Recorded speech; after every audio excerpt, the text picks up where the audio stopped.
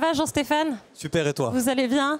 Tu vas bien, c'est vrai que depuis qu'on se voit, ce serait vraiment abusé. Tu es cofondeur et CEO, pour ceux qui ne te connaîtraient pas, de Talentsoft. Alors Talentsoft, ça a été créé en 2007 et c'est une solution en ligne pour mieux gérer le capital humain de son entreprise.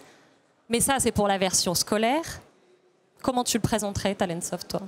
D'abord, c'est le résultat. On est numéro 1 en Europe des logiciels RH, donc c'est pour les entreprises. Ça gère ce qu'on appelle le capital humain des entreprises, des organisations. On appelle ça aussi la gestion des talents. Les gens, quoi. Les gens, voilà, exactement. Mieux les recruter et essayer vraiment de les mettre en face des projets qui font sens par rapport à leurs aspirations, par rapport à leurs compétences, et aussi les développer, les former. Voilà, c'est ça. Aujourd'hui, il y a 10 millions de collaborateurs partout dans le monde qui, chaque jour, vont sur Talentsoft pour justement suivre leurs projets, se former, peut-être candidater sur des postes ouverts, par exemple. Et depuis 2007, l'aventure continue. Pire, depuis 3 ans, vous avez triplé votre chiffre d'affaires, plus de 65 millions d'euros en 2018. C'est exponentiel, là aussi. C'est génial. On aurait pu croire que parfois la croissance ralentit. Or, chez vous, vraiment, ça marche de mieux en mieux. Comment tu expliques ça? Il y a un besoin, c'est-à-dire que les RH n'étaient pas équipés. Au départ, l'idée, c'était de transposer ce qui marchait bien chez les directeurs commerciaux pour les clients. En fait, toute l'idée, c'était de gérer les collaborateurs comme des clients. À chaque fois qu'il y a une transaction, à chaque fois qu'on discute avec un collaborateur, eh ben, on va prendre cette information pour mieux le développer, exactement comme on a fait il y a 15 ans pour mieux gérer les clients des organisations. Et donc aujourd'hui, Talentsoft vise 100 millions de dollars, bon, bientôt l'euro, 100 millions de dollars de revenus et à peu près, comme je disais, 700 collaborateurs. On a 700 collaborateurs chez Talentsoft dans 15 pays.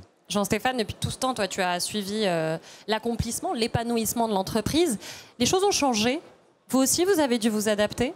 Parce que tes clients, certes, mais toi, votre offre? Il y a plein de déclics, mais à partir du moment où l'entreprise fait plus de 100 collaborateurs, près de 50% de l'énergie qu'on déploie, c'est justement pour s'assurer qu'ils soient bien intégrés, qu'ils donnent leur maximum, qu'ils puissent prendre des décisions sans que l'entrepreneur de départ ou les cofondateurs de départ soient un goulot d'étranglement. Donc pour nous aussi, l'ARH, c'est pour ça que c'est génial, parce qu'on est en alignement entre ce qu'on vend et ce qu'on fait. À partir du moment où on veut vraiment continuer à avoir cette ambition et croître, il faut attirer les meilleurs talents, il faut les mettre en position pour qu'ils prennent les meilleures décisions, à la place peut-être, sans avoir remonté aux décideurs. Alors les chiffres te donnent raison, mais toi, est-ce que tu crois justement que plus que jamais les RH, c'est la clé d'une entreprise, la gestion des talents, savoir les garder, les nouvelles valeurs aussi qui ont fait que la donne a changé. On le disait depuis ce matin, on veut du sens, on veut du lien, on veut de l'écologie. C'est des exigences qui changent. Vous êtes là aussi pour l'expliquer pour Ce qui est certain, c'est que les talents qui rejoignent les entreprises aujourd'hui veulent être au courant des projets, veulent participer à quelque chose qui est même plus grand que leur petit département et veulent surtout participer à des projets, comme tu viens de le dire, qui ont du sens. Donc ils veulent aussi de la transparence. Je crois qu'il y a un vrai signal qui a été d'alerte, on va dire, pour même les très gros groupes qui ne peuvent pas retenir les meilleurs talents si ils ne prennent pas ça au cœur de leurs décisions et même de leur positionnement. Justement, tu me tends une perche, mais quel est le premier conseil que vous dispensez aujourd'hui auprès des grands groupes et des autres d'ailleurs? Est-ce qu'il y a un thème primordial en fait? Le thème primordial, c'est plus de transparence, plus d'agilité. On avait l'habitude dans des grandes organisations d'avoir des processus bien normés. Il fallait demander l'approbation de l'un et de l'autre.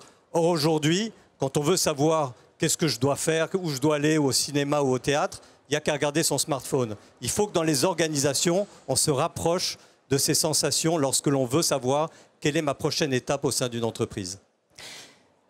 Jean-Stéphane, je le disais, ça fait plusieurs fois qu'on se croise, qu'on parle de tout ça, du business. Moi aussi, j'ai grandi avec Talentsoft. Tout ça, ça a évolué.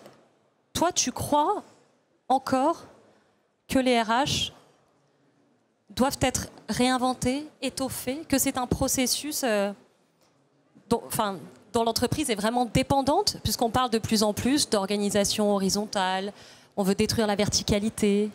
Tu vois ce que je veux dire?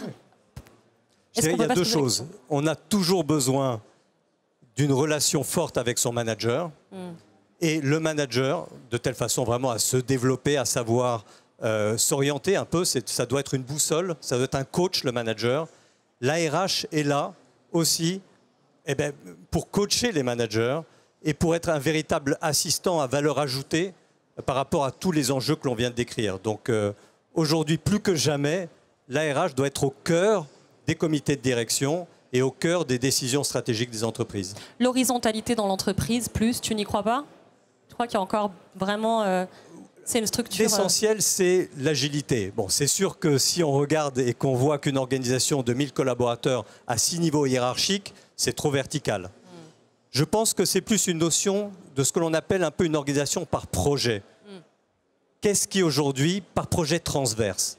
Je crois que c'est un peu la fin des départements, des organigrammes assez étanches, des silos, qui ont bien marché à un moment donné quand il fallait avoir un processus et le rendre industriel.